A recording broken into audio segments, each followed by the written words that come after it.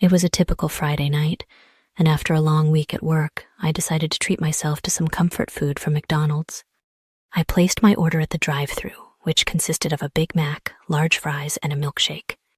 The voice on the other end of the speaker was cheerful, and I couldn't help but smile as I drove up to the window. The smell of fast food filled my car, teasing my senses. I grabbed my brown paper bag, carefully checking the contents before pulling away. Everything seemed in order, so I headed to my favorite park, a peaceful spot at the center of the city. The sun was setting, casting long shadows across the empty swings and deserted picnic tables, making it the perfect spot for a quiet meal. I parked my car and made my way to a bench overlooking a small pond. As I unpacked my dinner, my anticipation grew. There's nothing quite like that first bite of a freshly made Big Mac. But as I reached into the bag, my fingers brushed against something cold and unusual. My heart quickened as I pulled out a pointed glass object. It was a small, polished prism about the size of my palm. My first thought was that it must be some kind of unusual toy from a Happy Meal. I chuckled at the oddity of it. Curiosity got the better of me, and I started to examine it more closely. It was heavier than I expected, and it gleamed ominously in the fading light. Just as I was about to take a closer look, I heard the distant wailing of sirens. Confused, I looked around, trying to locate the source of the noise. To my shock, I saw a group of police cars converging on the park from all directions. Panic surged through me as I realized they were heading straight for me. The officers approached, their faces stern and determined. I was frozen in place, the strange pointed object still tightly gripped in my hand. "Drop it," one of them shouted, his voice filled with urgency. I did as I was told, letting the enigmatic object fall to the ground with a dull thud.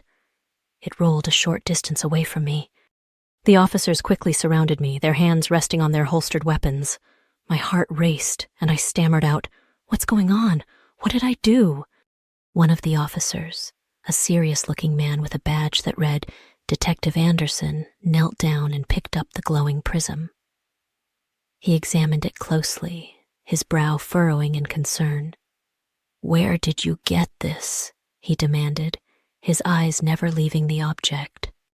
I was at a loss for words, my mind racing to make sense of the situation. "I got it from McDonald's," I finally managed to stammer out.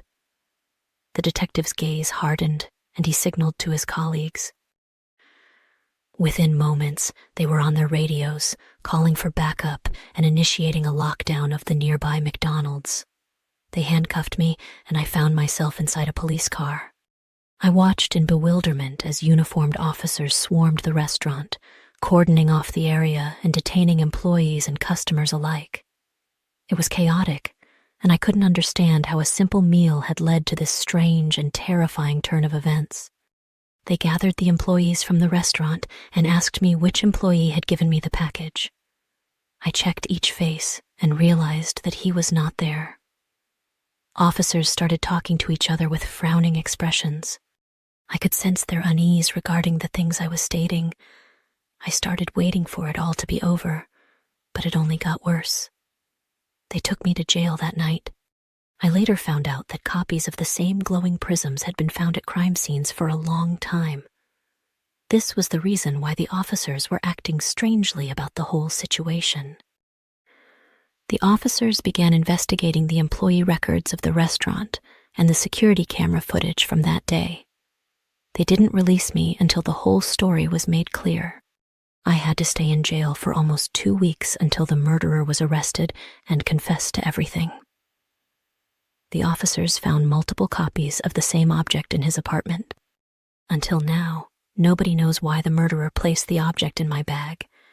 Maybe he was planning to make me his next victim. Who knows?